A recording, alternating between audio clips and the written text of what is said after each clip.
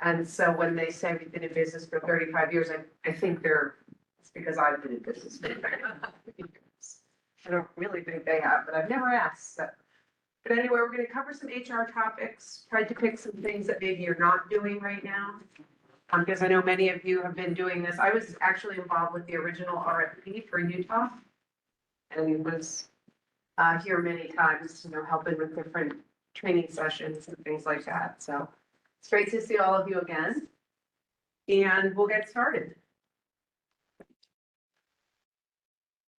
Okay, so first of all, and I'm not really sure if any of you are using this piece of the software, but how many of you are using position control? Okay, that's not many. So position control is designed for, people think it's designed strictly for budgeting. And it's very useful in the budgeting area because you can always see where you stand, how much you have left in your budget, both payroll and your benefits. And when you think about payroll and benefits, you all know it's somewhere between 80 and 90% of your budget in the first place. So it's a big chunk. So it can be very useful in budgeting. But position control is also useful on the applicant tracking side, because now I can always see how many open positions I have. If you ever want to incorporate it, it's not difficult to use. But what you have to start to think about is when you look at my positions today, I've set them up by grade level in the elementary schools. And then in the high school, I set it up by what they're certified in. So I need 7 math teachers. I need 5 English teachers.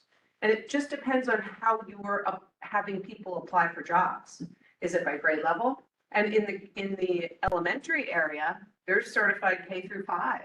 So now, or do you just sort of say I'm just filling K through 5 positions? So the biggest piece of position control and using it is figuring out what will work best for you. So since you're the only one using, what is your first name? Ann. Can you tell me what you're doing for your positions? How do you set it up? Probably don't use it as much as we should, Okay. but we have the positions set up for all of our departments, all of our schools, how many teachers Okay. under a certain program. Okay.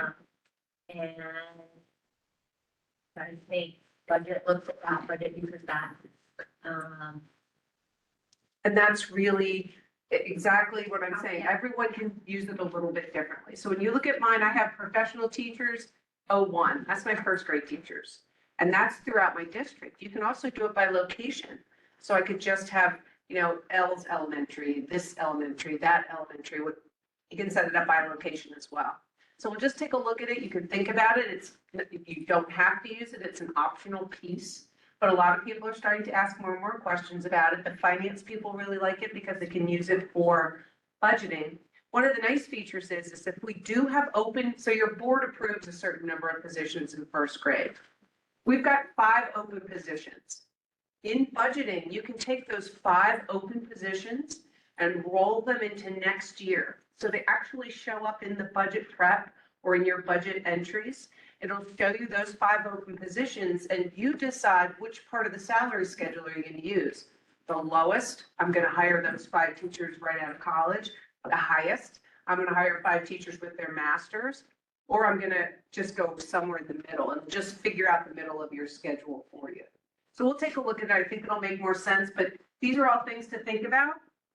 And if you're doing your own budgeting for your schools or helping with budgeting, it can be a useful tool, also useful on the applicant side. So I'm going to log in, and I'm assuming most of you are on Linq ERP now. Anyone still using Alio? Okay.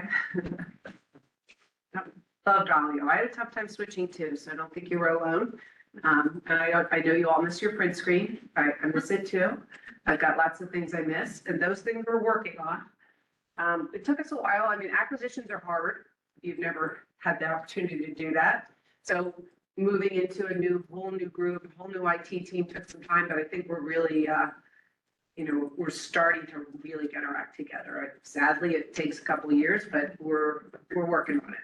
And we want to definitely be supportive. And one of the great things we've added is Aubrey Pope. We met him early, I think he announced.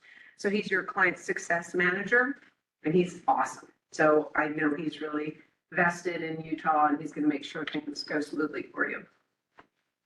So anyway, position control. Now I have my menus set up to look like this. I know a lot of you, your menus still look like HRS or however they're set up. And you can always use Menu Builder to change those things. But I've got my human resources menu, and within human resources, I've got position control. And it's just called positions. You can add it to your menu if you don't know how, someone in IT or whoever, do you do that stuff, Ben? Do that. Add items to menus or someone else does that? Yep. All right. So you can see I'm using my default year. You can change that to any year. So if you're working in next year in 2026, you can be looking at 2026 data. I have some positions set up and I'll just show you what I have. So I'll use that drop down. You can see I've got a first grade, I've got some administrative, I've got cafeteria. I have all my people here and accounted for based on the way I want them to be represented.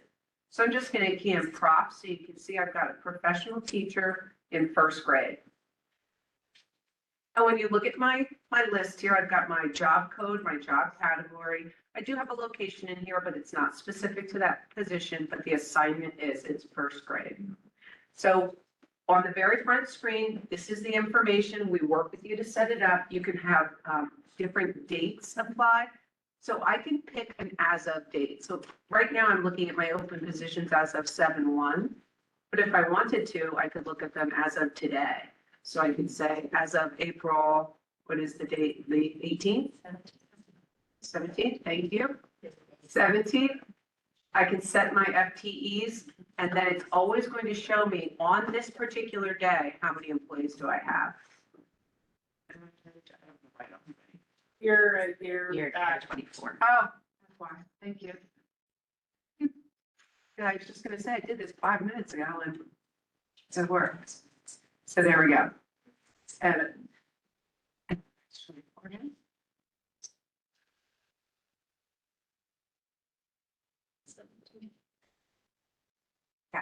I'm gonna set my FTEs. It's going to adjust, and now you can see I've got 176 employees as of today that fit the bill for my positions. I do have authorized positions, and if you look at the authorized positions here, I've got 178 authorized positions. Okay? I'm not sure why my FTEs are doing funny things. It says open is, there it goes. So open is 2. I just need to reset that. So you can see my authorized positions are here and my open positions in here. So I've got 2 open positions. That's significant on the budgeting side because that will account for their salary and their benefits. And it's also significant because now I've got to search for some teachers on the applicant side. So it's giving you up to the minute information. Now, the feature that our clients tell us they like is when you are adding an employee for the first time and you're assigning you in the payroll area or in the jobs and pays area, you assign them a position. It will populate a lot of information for you because all of this information, like their accounts, goes along with the position. So it does make onboarding a little bit easier if you're using the position information, and I'll show you jobs and pays where you can put the position. So there's your account number, and it could be multiple account numbers, 50%, 100%, 25%, whatever it may be. It also has the information from pays. So this screen should look familiar with what part of the pay class, what pay class are they, what's their pay cycle, their earn code, a location if you have one.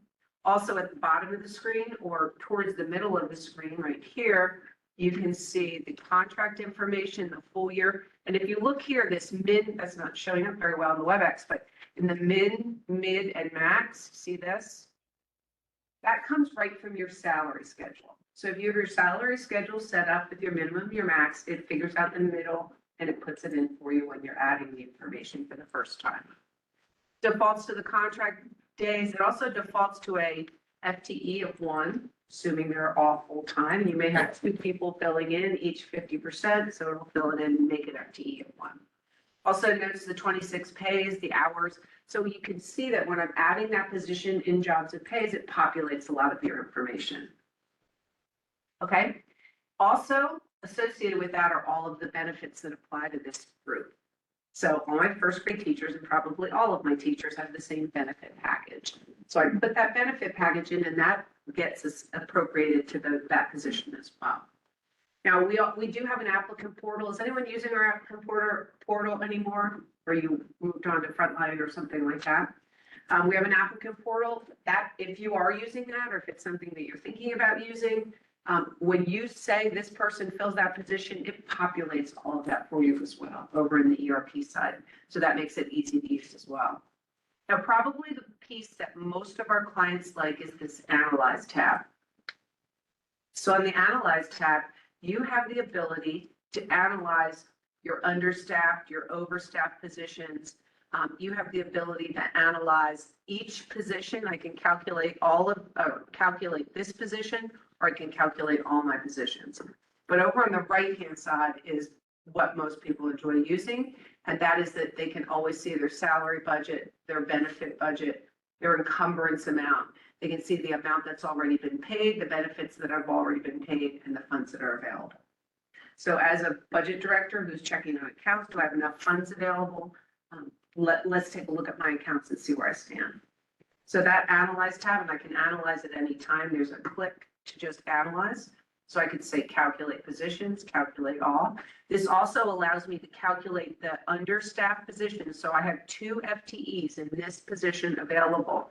And if I want to use this in budgeting, I can say calculate using the minimum salary, hoping I get some kids out of college right across the street that are interested in joining my district. Or maybe the midpoint, which the system figures out for you based on your salary schedule, or the maximum salary. So all of those things are available. You can use the contract salary also, which will give you real time what's going on with the contracts that have been applied to those individuals. So besides, sorry about that.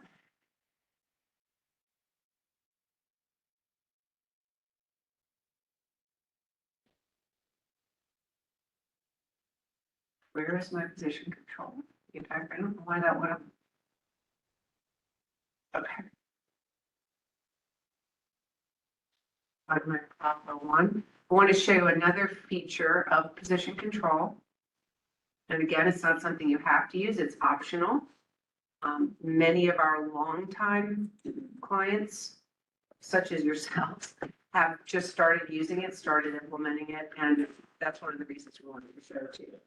But I was on the Analyze tab, and you saw as I analyzed as of today's date, and it could be any date, and think about at the time of year when you're putting in new teachers and you want to look at, where you're going to stand for next year. You can use that date and really get a clear picture of how many more teachers you need for next year, teachers, administrative, cafeteria staff, all of that. On the position detail, I can also look at it from a different perspective. So by each account, I can see the budget, the encumbrance, the amount that was paid, and the funds that are still available. Again, another important piece for people that are looking at budgeting, making sure that they're gonna make it through the end of the year with their salaries and their benefits. You can also look at it by employee, and in all of these screens, you do have a drill down, so I can drill down directly into that employee and then look at their pay detail. So if you notice, and you probably don't have this position detail on your screens in your jobs and pays because you're not using position control. But if you are using position control, that tab becomes enabled. And now when you fill that out, again, it will fill in a lot of the pay detail on the front page for you. But it will require that you fill in the position first. And the nice feature about position control, so it's the middle of the year, for example, and I've got a big subdivision that just started, and I've got about 100 more third graders than I thought I was going to have. And I've got fewer second graders, so I've got to make a move from second to third grade for a lot of my teachers, a lot of my positions. So you can simply end date the old position, and if I'm going to end date as of today, and then I can add a new position, and I can move this person to a totally different position. So I could take them from Propo 1 to Propo 3. It's going to pay attention to those dates, just as it always does in ERP. So if I want to find my new position, I may put it back in Propo 1. That wasn't smart. So let me do that again. and I'm gonna change them to third grade. I can fill in the FTEs, I can make them one, it's gonna default to the location. It has my beginning and end date, and then I save it. If anything else is required, you know it's gonna tell you and won't let you say that information. So that's a way to manage. Now, when I look at my Prop 03, I'm gonna have an extra person as of today, and the same with the Prop 01, I'll have one fewer person. So you can always work with it that way. The other piece of position control, and I'm gonna go back to position control here, so you can see that. You can do it by employee accounts, so it's a little bit different perspective, and depending on how many accounts you have, which I have quite a few, you'll see it will take time, because it's giving you that real-time information, and it's looking at that date to make the decision on what it's gonna show you. But you'll see it come up with the accounts, and then all the employees underneath. So I'll see the budget at the top, the encumbrance at the top, and I'll have each line item underneath that's gonna add up to that. And then there's account detail, which is another way of looking at it. So position control, not only useful in getting current information, useful in budgeting for next year, and also in adding onboarding your employees, because when I add that position information, it knows the distributions and it'll set things up for you. So it's something to consider using if you're interested. If you're not, then you just don't have to. But we are offering some webinars about that too in the future to show some people how they could implement that. Again, thinking about your needs. So if they're doing it by a certain group of individuals, you could be doing it by certified staff, or maybe certified and then underneath that English, math, social studies, whatever they're certified in. Okay. So that's a little bit about position control. Now, over on the budgeting side, I wasn't planning on showing you that, but you can see it. And I'll just quickly refer to my budget prep and just show you in the calculator what it will do. Because I'm assuming if you're involved in payroll and HR, you're also looking at the budget for those individuals. I've got a scenario set up where I pulled over the open positions. So I'll go to that one.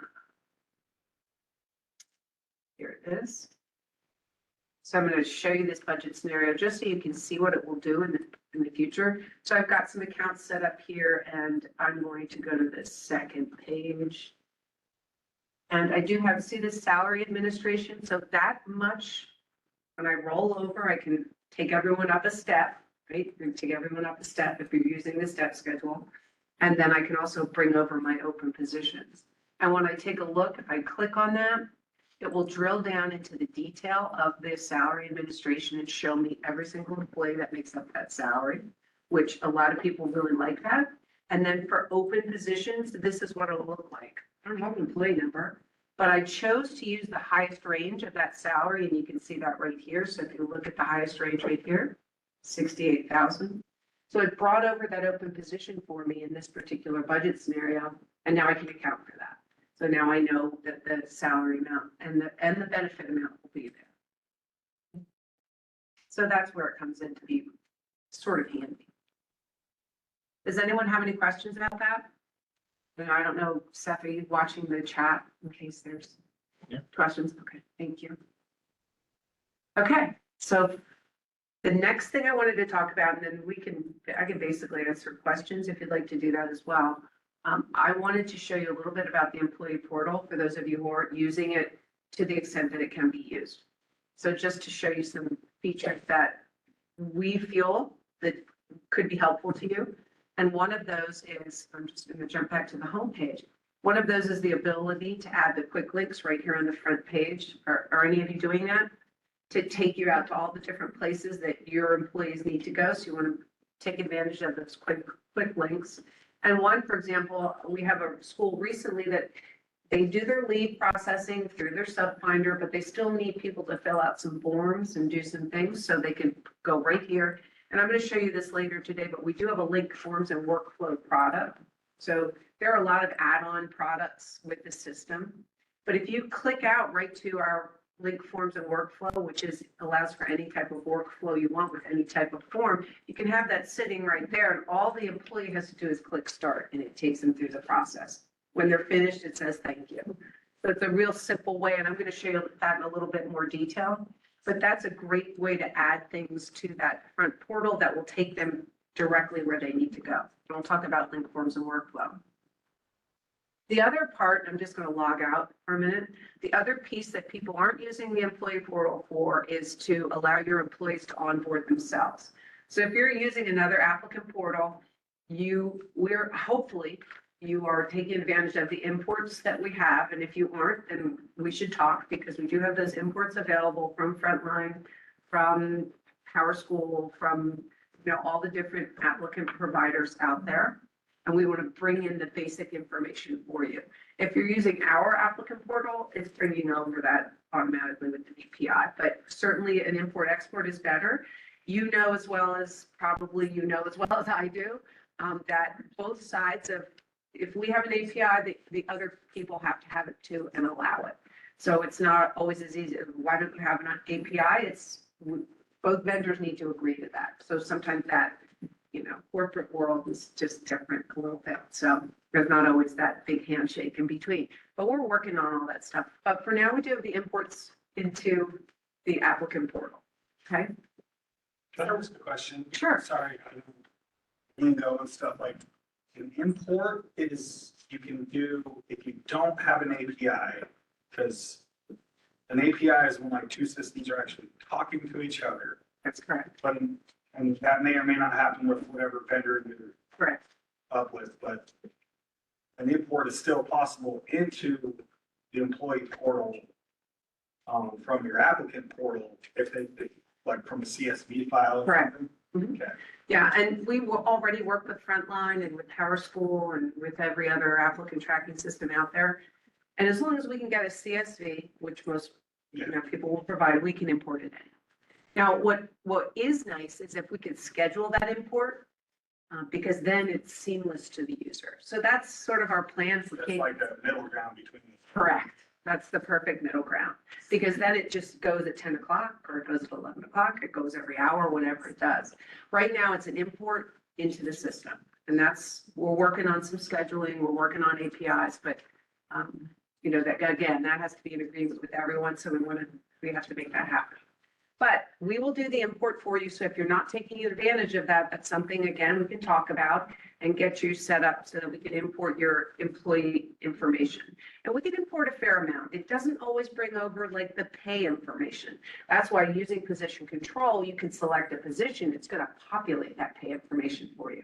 So there are some quick and easy ways to do that. I'm going to show you some in the ERP solution and show you some here. What we will do when we bring in that applicant is we assign the next available employee number. So it's just going to put that number in there and it's going to pull in anything it can. So social security number, anything you've gathered in the applicant process. Now, even though you're gathering their demographic information, you're gathering, a lot of that information, there's some things you're not doing. You're not asking them in the applicant, who are your emergency contacts? You're not asking them, who are your dependents? So there's lots of things that we still need to do. And from the employee portal perspective, you can allow them to onboard themselves. Okay, so what you need to do, now Nancy, if you were watching the AI demonstration, I call it AI too and always will. But if you were watching the AI demonstration, you can automate, when a new employee comes on board, automate an email that goes out to them that says, hey, welcome to the school. Here is your employee number. That's all they need, because they should know the rest of the information. Go to this link and you have the employee portal link and do your onboarding, fill in this information. So some of our schools are using this and it's working out quite nicely, because then all you need is an approval and it updates Linq ERP. And it could be multiple approvals and they can go in different directions, but you just need it to be approved by someone, one of your staff, to approve it, and then it updates Linq ERP with the information. So just to take a look at how they create an account, here's the information they need. And I said to you, they need their employee number. That's the piece they won't know, because we just added them to the system with the import, or whether you did it manually, whatever it is. But we can trigger an automated email to them, which keeps it all out of your hands. They could be working on it. You may not even be aware just yet, that they're doing it. But they're going to fill out this information and then they're going to get an email. Once our system takes the information at the top, so it's looking at all this stuff and it's verifying it. So it's going to verify all of those things. It knows this is a real employee because the last four match, the first name, the last, everything matches. So it will know it's an actual employee and it'll respond to them saying, here's the link, go in and add your information. So it'll give them the approval. And then they created their own password. So they can create that on their own. And then they've got these personal questions. That's in case they forget their password, which they will. And you can always reset it, but this enables them to try to reset it with those questions, okay? So once they submit that, again, they'll get that email telling them they can continue from there. Question, Mhm. when you say reset it, we go in there and then just send them a reset password link, right? We don't do it. That's correct. Yes. Mhm. Yep. Once they get that information, they can use the username and the password and then log in. So if your instructions in the body of that automated email say, what I'd like you to do now is go in and sign your electronic contract. So if you're not using the electronic contracts, you certainly could start doing that as well. And this is an example of one. So they can be formatted however you would like them to be. If you need help with that, that's something that we can do with you to work through how to create them, how to make sure they get pushed out, whether they get pushed out just for new employees, if you push them out once a year to everybody, you can do it mass or just one at a time, up to you. But the employee can look at their contract here and it goes right into their download folder where they can open it, read the contract. And this is a basic one. We did create this for a school district, so it's similar to what they needed. It's using the information in our jobs and pays. You can see that. It's also using the benefit code that looks a little like that salary benefit screen that you have in the employee portal. It's showing you some things like that. It does have the predefined signatures on there of the staff, and then it will allow, if you jump back to the employee portal, it will allow the employee to sign that contract right here. And that goes back through a workflow. It is legally binding, so we're gathering all the correct information. So you've got a legally binding document. You get the workflow, you can approve it as well. Okay. So the electronic contracts, that may be something you'd want them to fill out. It's going to vary by school, whether you're doing your contracts that way, whether you're doing anything I'm talking about today, however you're doing it. From the home tab, you may direct them there and say, what about your emergency contacts? We need those. So let them fill out their emergency contracts. And when you turn that on, you'll see the request changes. And that's turned on as an administrator of the employee portal. You can turn on all of those different features. I'm sure some of you have seen that in there. And this is where I can put in a new request. And now for this particular screen, because there are 3 pieces on there, you can select which one you'd like to look at. And I'm going to do the emergency contacts. And this is where they can add them. Then you simply approve them and it updates into Linq ERP. It just needs one approval. And for example, deductions and benefits and emergency contacts, they can go in different directions.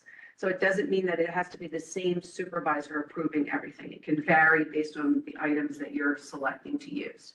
Okay. So I'm just going to close that. I can also ask them to put in their dependent information. And all they have to do is request a dependent change. So why not take the burden off of your staff or you yourself doing all of that manual input? Let the employee onboard a lot of their own information. You can verify it. You'll get a chance to scrub screen it. So it'll ask you when you approve this, did they put it all in caps? I want to make it the correct, font. So you can change it. Did you have a question? No. Anybody have a question so far? Okay, and I was supposed to repeat the questions and I forgot that. Do that again. The other piece that you can do is on the payroll tab. So on the payroll tab, you've got lots of options here. You have the tax changes, so you can have them put in their W-4 information from here. And it's going to be federal and state. So you'll notice when I go in and put in a new request, it'll default to federal. And I can fill in all, my whatever I want to put in here as far as each of my dependents and, do I want extra money taken out? All of that stuff is there for you. And then if I use the drop down, the state information is there as well. Now I have a Pennsylvania database because I'm from Pennsylvania, and but Utah state will be on your employee portal screen. So question. So on this, when the four changed in 2020. On the left side of that screen is where employees, like if they want to just hold out additional money for pay period, they need to, I always tell them, stay to the left. But you can see that in the middle, kind of there where it says additional withholding changes. If they try to put that information in there, it'll tell them that they, I don't know what the little arrow says, but they can't put that information in there. Is there a way to remove that? I can find out, because it's because they were before 2019. That's only on federal. Yeah, Oh, Well, the federal, but state, they have to state it. but I then- think it's meant they for look a little- state, because they can only put it there for state, but federal has to be on there. Right, yeah. So that's why I didn't know if it can be removed from the federal form, because it is very confusing. Okay. Or I'll tell people, you want to be in step 4C, but then invariably they come back and say, it says I can't add since 2020 or something. So I don't know, if That's maybe, I know with state, it needs to be, that's where they change it. But for federal, can we hide that? Hide it. Okay, We've also had another problem with that. okay.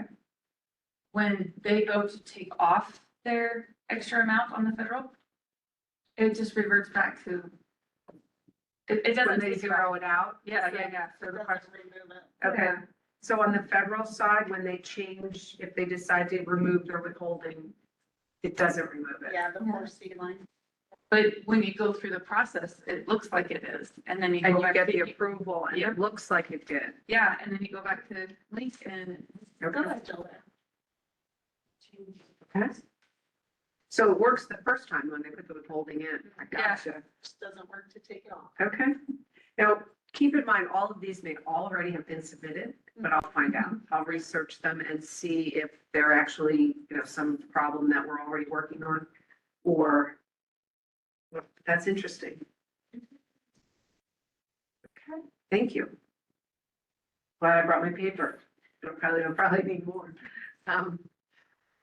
Okay, so also from the payroll tab, and tell me if you're having any issues with anything along the way. I'm happy to look at that with you and know about it. The other piece that you can do is the direct deposit change. Now, I have heard people say that the problem with the direct deposit is that people will think they need to say it's a new bank, right? And they shouldn't say it's a new bank. They should just let that go. So we already know that they don't want us. That should not be a drop down. It should just not even be there, honestly. They can't add their bank here. So they just put in their information for their bank. And if anyone else has anything else on this page, I think it's it's been working. If it's not, tell me, but it's end dates the old bank. If they end, it's not end dating yours. Well, it does if they do a delete, Okay. but if But they not- add a new one that's 100% to replace It the doesn't current give you- one, it doesn't. That's true. That's true. They do need to do the delete and then.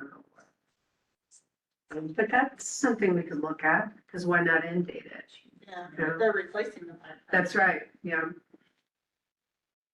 we're also hoping that, is there a way you can get a history on there? When they change it, we can't go and see what, Because they're deleting it, right? So it's being deleted. If we would end date it, then you would have a history. Yeah. So that's what I'm thinking as well. Because you can't see history without it. Just overwrite. Wait, we're forcing you to do that by saying you have to delete it. So that's really our fault. So we'll work on it. And that's number 3. And my developers love when I come home. So Chris knows. Working with them. Can we ask one more question? Sure. Sure. It has on the checking savings and also checking or savings debit. Does it really matter which one what's the difference in those? Checking or savings debit. I'm not sure why it says that. Nancy told us that it's like if they have their check deposited onto like a prepaid debit Oh. card type thing. instead Oh, of actually it's a depositing debit in card. the bank account. Okay. But is it gonna stop a deposit going to a checking account? If they pick the checking debit instead of just checking? Is it like the other bank and those ones? I think so. We've always just done the checking and the savings and Right. I never used the other ones and it's always gone. And it's always under. It does work with the top 2, but what if they make a mistake? If you, Can we take them off? I was gonna say, 'cause we have a request right now where they picked checking debit, but it's just going to the checking account. We don't know if we approve that, whether Okay. it will work or not. And you can't change it. Um, Can you change it on that approval? we should look and see. But I should find out if they pick that, what does it do? Will it go to the checking account? When would you use the other as well? That drop down. Yeah, I have no idea. I've never known what other was for. I've only ever used checking and savings. Maybe it's, I don't know, maybe they're putting it into a fund or a, sure. I'll find out. Could be something like that, but I will find out. And I don't know what that'll do. What if it's a Schwab account or something that their investment account? Not sure. And it doesn't change the prompt, so they still have to have a bank. It's still a bank of some sort.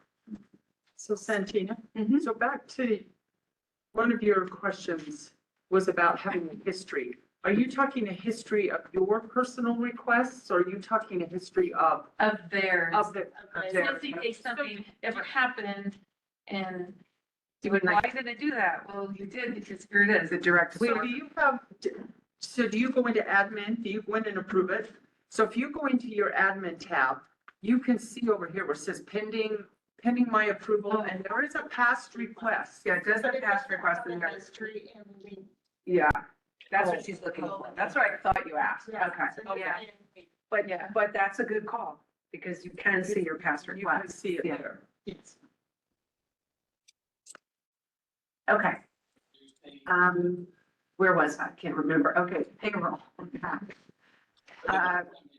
And you of course know there is the paycheck simulator. Is anyone using that? And is it working? So the paycheck simulator is designed for them to come in and add, an extra $400 in withholding, and then you can see what that's gonna do to their paycheck.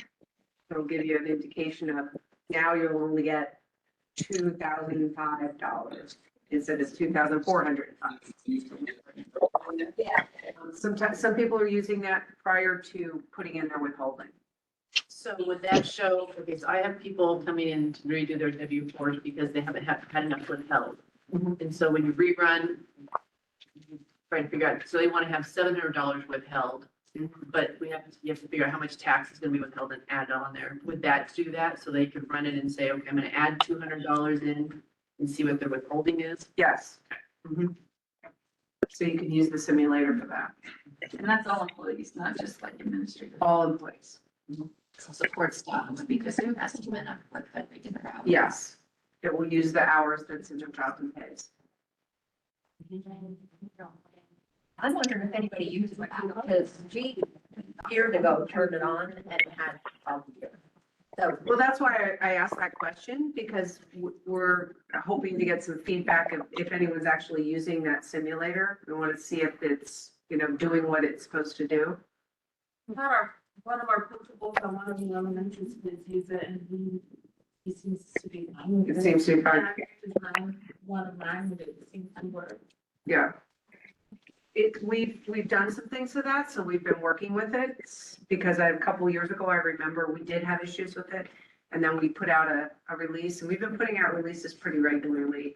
I'm trying to get ERP where Alio was, and also take advantage of the added features of ERP. But if you do have a problem with it, certainly you should call us. And Audra's here also. I don't know if they put a schedule together, but Audra is our support lead. And we are beefing up support. We are trying to get where we used to be. We're working hard at that. So just bear with us through a transitional period, but she is the lead. That's why we brought her here today. We want her to meet the faces of all the people that she talks to on a regular basis. And I don't think you folks talk to our support as much, because you have Nancy and John and Mike and all of them, but you certainly at some point can come to us as well, depending on what you're doing and how much, if Nancy and John are free to help. Okay. So anyway, the reason for doing this was just to show you, and it sounds like a lot of you are using these features, which is great. We have schools that aren't even taking advantage of the request changes. They don't know anything about it. So something that we want to make sure you understand, and to use it for onboarding.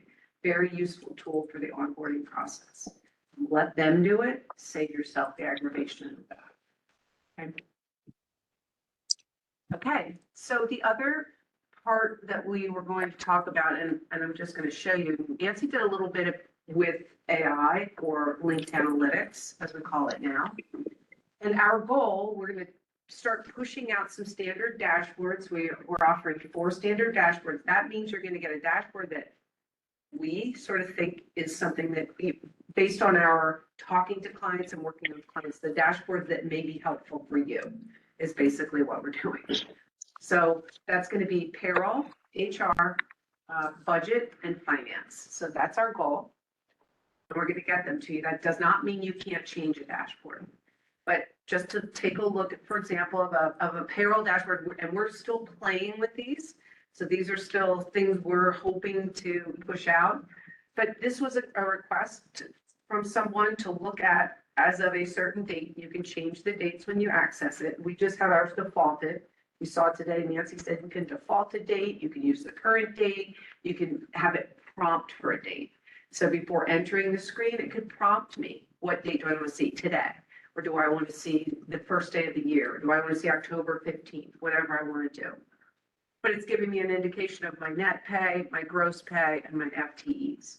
So this was an actual client who wanted something like this, and then we started to work with it and liked it and put it into a dashboard. It doesn't mean that's what we're going to wind up doing. We're still in the early stages of getting these ready for you and pushing them out. And I do believe when we do it, you are going to want things different, and that's okay. We can always add to those dashboards if that's something that you'd like us to do. I mean, we're still in the early stages with this, but just trying to show you where we're headed. Also, for example, I can look at, these are benefits. You can see my benefits year to date, my deductions year to date. I can click on any one of those, and I'm just going to select the Pennsylvania tax. It's going to bring up another screen for you. And I defaulted again, so you see the defaulted dates, but you could prompt for those dates as well. So you can put in the date, like today's date. I did it because I'm usually doing demonstrations. I'm not really, doing the hard grunt work that you guys get stuck doing every day. So I have great admiration for all of you because it's not an easy job. But you can see what I'm looking at now, and down at the bottom, you see how it's showing this is my benefits. It's showing me the benefits amount, and then I can also flip over and look at the deduction amount. So those are things that you could have on dashboards. It's a great way to look at it. Our clients like using dashboards. They can see things in charts, in graphs, and there are different people who can have access to different dashboards. You can even push dashboards out to your principals. So if there's something they're calling you about or they're asking you about, and they inevitably are, let's give them a dashboard with that information on it. And it could, in many cases, it could just be a list of reports that they're going to use every day. Rather than the other option, email them that report every Monday, right? Just as Nancy showed us this morning. So email that report to them every day, every Monday, every whatever it may be. Or you display it on a dashboard. That's real-time information. So it's directly hooked up with our database, and it's showing you real-time stuff. Okay, and I'll show you some of that as well. But this is an option. We have other dashboards as well. So we're working on the human capital management. And again, this was requested by a client, so we did this, but it's showing us, it's looking at the budgeted amount, the FTEs, the actual employee FTEs, and the open FTEs. Okay, now in this case, we're sort of doing it by job, but you could do this by position as well. So it depends on what you're looking for. And then I can drill down on any one of those positions and get more detail. So again, real-time information showing me now by position, the contract salary, the employee's name, the position start date, the position end date. And this is pulling in that position piece that many of you aren't using. That could give you some better information or more accurate or deeper information than you currently have. The other piece, and I'll just jump back to home here. Of course, we have finance dashboards and things like that, but we also have just a basic HR dashboard.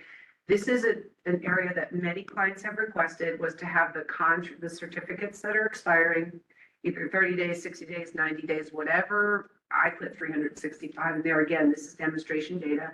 And then I have it just displaying the ones that are in real jeopardy. And these are the ones that expiring in 30 days or have expired. And you can see my demo data. I've got some expirations in here. But the nice feature about this is now if I'm the person that's checking on this, at the same time I'm looking at this, the employee themselves, based on a date, can be getting an automatic email saying, hey, your certificate is about to expire in 30 days. And you can set it up for 90, 60, 30. But those are things, that automated piece of AI that I don't think a lot of people are using to automate those emails can be huge. Because you're going to know about it, but why not? They're the ones responsible for their certificates, so let's get them on it as well. And then you can drill down on that employee, you can dig deeper into what are they certified in? You know, it's a bad example, obviously. So let me go back. Let's look at Betty. I think Betty's got a good certification in here. Betty's certified in a couple areas. So if I look, I have her basic information at the top. I've got her level. She's a master's plus 30. She's on step 15. And I can also see her certification. She's a social studies teacher. Okay. So that's all that information that you need to get to those teachers to make sure that they keep up with their certifications. But why not also automate that email that goes directly to them at the same time? Okay. Okay. So we're still good on time. The business, and you can, some people call it a business intelligence tool, but it's really, it used to be called Alio Intelligence. We call it Linq Analytics now. Everything's been changed to Linq. When I talk about the principal dashboard, so for those principals calling you, what is the information they need? Do they need contract year to date, FTEs by job? Do they need to know, what requisitions are waiting for their approval? Do they need to know leave information by month, by day? Do they want to see how many teachers are leaving on a Friday? Do they need to know every open position at that minute? So pushing a dashboard out to the principals, also a great idea. And we do even have things like student activity dashboards. So I don't know if any of you are involved with the staff that's doing student activities, but giving them a dashboard with their information on it is a great way to manage it. As well as some extra reports we've done. Like you probably have some people's salaries wrapped up in grants. Is that right? So you want to get a grant report, you want some grant details. So we've created a nice AI or a Linq Analytic grant summary to give you that information. The grant providers are asking for more and more, and you want to be able to provide it for them. So you can drill down on any one of those accounts as well, and then look at, again, the detail of each of the transactions. So this is what we're planning for the future, those 4 additional dashboards that we're still working on. I would be happy if you have feedback about what you'd like to see on those. We'd be happy to do that. We're actually going to talk to Nancy about that too, to talk to a lot of you and see what else we can provide that will make your lives easier. Okay. All right.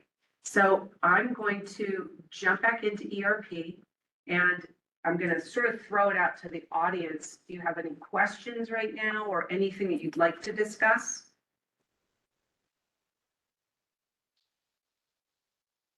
Nothing? I know we recently did 2-factor authentication of our employee portal, and we're having a lot of issues with it. Is there anybody else who's done that and had issues with it? Can we work through, like, verification will not work to the phone? Yeah. And even in the email right now, it's still not The working. email's not working either? It's kind of an iPad. Okay. So, or did you just disable it?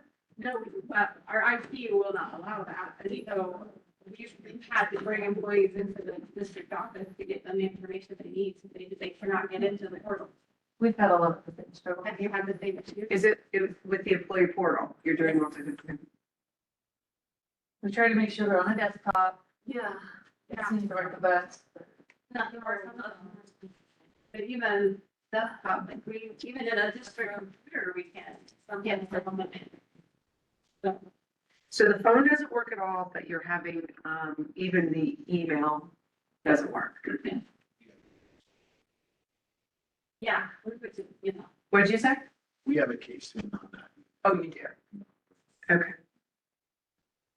They- That's not- so- Okay.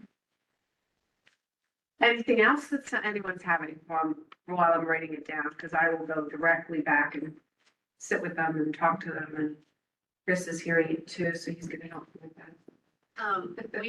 we import time from Time Clock Plus. Okay. In the last few months, when I imported, my time worked import now sorts alphabetically by the first name. Which It's not is not very, handy. not very useful when I compared it to alphabetically. So it but- just sorts by first name. So for example, Audrey Peterson is the first one in the district office instead of me, or my last name starts with a B. I did not know that, so I will find out. And that's a good point. That's something else I did want to show you. Unless anybody has anything else to tell me, feel free. This is your moment to, I could call it a, So actually, when I'm searching for employees, type in their last name and then I use F9 like we did with Olio. Mhm. Is anybody else having troubles with like the F9 and it kicks you out or a search for the employee? Mine normally works. It doesn't. I kick you had out. trouble with that, but now it seems to be better. When you're done with this, there's a comment that has a question. So I'm gonna find out about that. I did have problems in the past with the F9, but that was cleared. As long as I'm still in the last name field, it works for me. Yeah, Yeah, do you use Chrome or do you use? I normally use. I use Chrome too. Is that what you're using? Yeah. Yes, okay. Yeah, okay, let me look into that. It kicks you out. That's what, I remember that, but that has, yeah, okay. All right, I'll find out about that. And there's a question online. Yeah. This is from Kaylin. Um, She says, this is an overall Link ERP question, but are there plans to add more color contrast to the screens, like in Core Alio? Oh, what, wouldn't we, it would be my favorite thing. But do you know when Link ERP first came out, if any of you were on board, you could pick your colors. And it was like purple and my screen was not blue and the contrast was great and we got rid of it. I'm sure there was some glitch. Are they gonna fix it? Well, they're gonna fix what? Print screen. Yeah, print screen's in there everyone wants that, including myself. At the end, the print screen wasn't bad. And so it's frustrating it's taken away completely because now snippets are not as easy. They're not as easy. I completely agree with you. I do print screens all the time to put documentation together and I hate it now. Yeah. So It I'm wasn't with you. bad at the end, though. It was filling in more information. You were seeing more info. It was just really small. Right, it was small, yeah. But it was still better. Nothing, yeah. Seth, you have a lot of questions? Oh, there's another comment. What is it? Also by Kaylin, also on the report parameter screens, are there plans to change the date fields so that you can just type the Here? date and don't have to tab between the month, day, and year? That would be wonderful as well. Tell Caitlin, I know you're out there. I completely agree with you on all of those. But I'll put them in again. Are you wanting me to type anything back for those two questions? You can say, I understand all of her concerns. I agree with her and I'll take it back to the programming team. Okay, well, she just said thanks, Andy. Okay, she heard me. Okay, great. I did want to show you one other thing that I don't know if anyone's using, and it does, to my knowledge, it works because I use it all the time. Remember, someone just said when they bring in their time, you can also bring in your reimbursements. Are any of you using this screen for reimbursements for employees? Because it's a nice workflow. So if I'm going to request time entries and I'm going to come in and put in a new request. And, there's if I'm going to put in time for an employee, I'm going to click on that and I'm going to put in their time. And you can certainly do that. That's an online timesheet. Lots of schools are using it. They have clocks on the wall, but their paras are doing this. Or their teachers, extra duty, they're putting in with electronic timesheets. So if you have an opportunity, you can certainly use that. But you can also use reimbursements. Now, a lot of people won't use it because they're afraid reimbursements just goes to payroll. And that's not true. You decide on the time entry import, which you're using and you've seen, and isn't working because it's alphabetically not working correctly. But on that particular screen, you can say reimbursements go to AP. And then it takes you right to the batch screen to create the batch and puts it in that batch. So, a lot of people have been asking about reimbursements and how they can manage them. They need workflow, they need approval. So it's pretty simple. You come in and select the job, and if your people have more than one hourly job, they'll pick amongst the jobs they have. They're gonna select an earn code, and that earn code is gonna be whatever you've set up as an earn code. So it could be mileage, could be uniforms, could be whatever it may be. Steph? Your screen's not sharing currently. Can we take a step back can you go back over to the WebEx to see if we can share that screen again? We could. Unshare. What happened It disconnected. there? Sorry about that, folks. Seeing it now? Yes, Still? yes. Okay, thank you. So the earn code in this case, for example, I'm just going to say mileage, and in the background, in the setup of this, you've put in your federal reimbursement rate for your mileage, so it's going to do the calculation for you. So you can say, you know, I drove 200 miles or 299 miles, it's going to put that in. They save it. It says the expense was added, and now that expense either can be sent to payroll or to AP. And where you do that is back on the Linq ERP. You've got an option in here, and I'll just share, I have it on my favorites menu, I think. This is your ESP portal time import. I called it that. I should have said time reimbursement import. I just haven't changed my menu builder to reflect that. But right here at the very top, you're going to pick the groups, and you can pick all groups that you're pulling over into either AP or into payroll. And if I say that I want to use accounts payable for reimbursement, as soon as I do that, it's going to take me right to the batch table, which lets me just add my batch, and then we'll pull in all those reimbursements for your AP people. Unless you're doing it in payroll, then you just don't click on that and it shows up on their payroll checks. So reimbursements can have a workflow, and that can be part of it. Yes. Another comment that I missed. Okay. This is from Carrie Allred. Okay. It's a general question to everybody. Has anyone found there is a lag in entry screens? I have constant errors in my leave entry because the screen is about 3 characters behind what I'm typing. Have you seen that? Is that on the employee portal they're referring to? I don't know what the entry screens are. The leaves, when you go in. On ERP?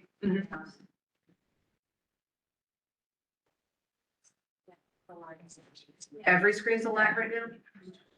And that's since you're on the AWS server? Most of you were you on you were the server before, some of you were self-hosted, I'm assuming too. Okay, so let me work on the lag. I'm glad we're talking about that because we definitely want to get that resolved. So I'm sure. I you should can just say, hear me. it sounds like, yes, other people have Yeah, the same we're error. having the same problem. So I'm going to submit all of the problems that I've just been told about. Can I ask one more question? Sure. When it changes, like with the HB 106, so taxes changing, do Uh-huh. we make that change or do you guys make that change? I think we're gonna make that change to it, but I'll get some information. There's a lot of different things happening in the state for you need an API now, and we've got a couple schools, I think Fox Elder might be one of them, that are beta testing it. Nebo, somebody's beta testing the state changes. You are, yeah. So we're doing beta testing now. We're on it. We're working on it, and we're hoping for their feedback to get it where it needs to be. We know that that's happening quickly. Yeah. Or slowly. We sat waiting for them to finally make some decisions for a while, but, and if any of you work with Charlotte Fiddler, she's our state specialist. She's retiring at the end of the month. It's a very sad month for me. Worked with Charlotte for 30 years. She's great. So, she'll be leaving, but we do have Nicole. Yeah, so Nicole's taking over her role, and Nicole's great too. So we won't have any lag time in between. But it's still sad. It's always sad when someone retires, although I'm hoping to do that sometimes too. So does anyone else have any questions? See, if you're not using if you're still doing any paper timesheets, consider using the employee portal for the online timesheets. They do work. The import is not alphabetical, but it works, right? It's pulling it in correctly. No, my problem is I'm using Time Clock Plus. Oh. We're not using. Yes. We're not using the portal. And that's changed. It used to come in correctly. Okay. And that's good to know. Okay, I was gonna blame it on us, but maybe it's something that they did. I'll find out. Time clock plus, and keep in mind that if you are using time clocks, if you are using, third-party pieces of software, we can do imports for just about everything. We've got some really powerful imports. Chris is going to show us this afternoon where you can find that information, how an import actually works, the error listings. I'm sure a lot of you have already done them, but remember that let's try to import it. Let's not try to recreate the wheel. And we want to eliminate 2 entries. We want you to not have to re-enter information. Another comment. This is from Sherry. Okay. On the payroll simulator in the employee portal, it has boxes for exemptions. Since the W-4 form no longer asks for exemptions, but a dollar amount for dependents, are there plans to change this in the simulator to provide a more accurate estimate? All right, we'll find out about that. And that's a good call, because the exemptions won't work since now it's a dollar amount, so I'll find out. For accuracy. And what I'll do is I'll write all of these things that you've told me down, put them in a sheet for Aubrey, who is your client success manager, and then have him send them back out to you. And if you need to add anything to the list, add it. And what I'll try to do is get case numbers on every one of those, unless they flat out say, we're not changing the screen to show different colors, in which case I will cry. But I think it's something that we know we all loved, everyone liked it, especially it's hard to see contrast as your eyes get older. I can verify that. It's just would be better for me to have the color. And I always use purple, which I love. It was dark. It really worked nicely. And I never had a problem with it, but obviously there was one. I can just find out that the unlock button is not working. User page, when something gets locked out, It's not working. it's not working. And I asked John Shaw why, and he said that's a good question. So I don't know if anyone else has reported it. But That is a it's good situation where, I'm with John. so. All right, thank you. Unlock for the If user page. anybody else is having that problem, Did anyone else have that problem with unlock? When the user's locked, locked out. when they lock out, sign in too many times, whatever they do, and it won't unlock it, but it doesn't eventually just time out? Is that what happens? It times out or? Okay.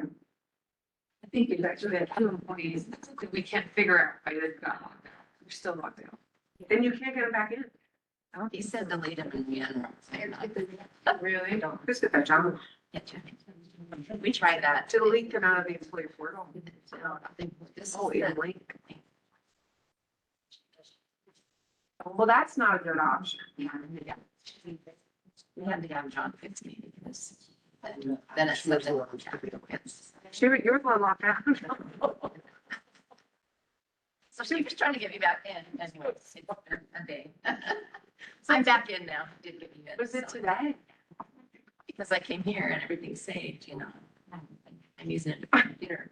I'm so sorry. Okay, well, John fixed you. That's the main thing, right? That's what we count on John for. Yeah. He's good at that. Okay, so this afternoon, I want to talk a little bit about forms and reports. We found it forms and reports. Link, we call it LFW, link, forms and workflow. And HR people really like it because you can take that whole packet of all the forms that new employees need to fill out, the I-9s, everything they need to fill out. You can make them electronic and put them through a workflow. So it's not something you have unless you bought it. It is an extra cost. There are a lot of add-ons with our system, like for example, Link Forms and Workflow, Link Archive for a document management system that integrates with Link. And then also, what's the other one?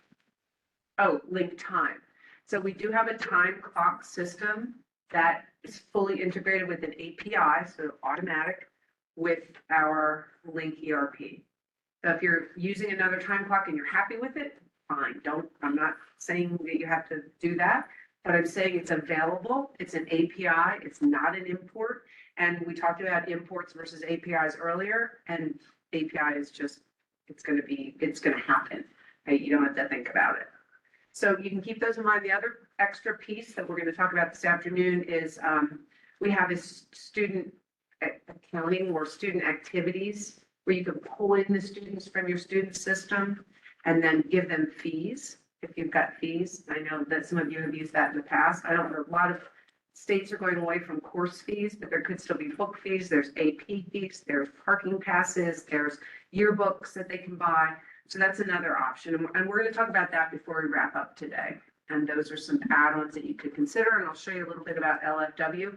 And if you remember, when I was looking at the employee portal on the homepage, you could have your leave request or your FMLA request or something that you want, or new employee package right on there. It will take them directly to that piece, and it basically says start. And even in our company, we do a lot of our, like after I leave this users group, someone will send me this. And I'll get it in my email, and I'll say, fill out and ask me questions. I fill it out, I write any comments, I'll write these things in there. And then you submit it and you're finished. And it goes through a workflow. So just keep that in mind. We're going to talk about it a little later. And it's time for lunch. Real quick, Santina, real Yes. quickly, on that link time, I think we asked this question last year. Okay. It keeps time, does it keep accruals?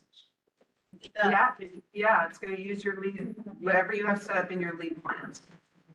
So it'll keep everything, and it's maintained over there, but we push and we pull from lead time. So we're pushing new employees over there, we're pushing over our lead balances, all that, and then we pull it back in. So it should keep it active.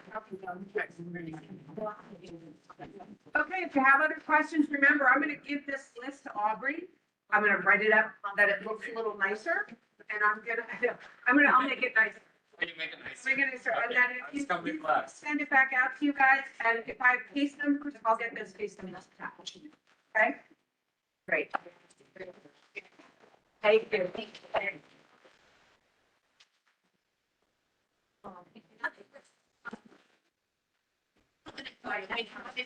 I'm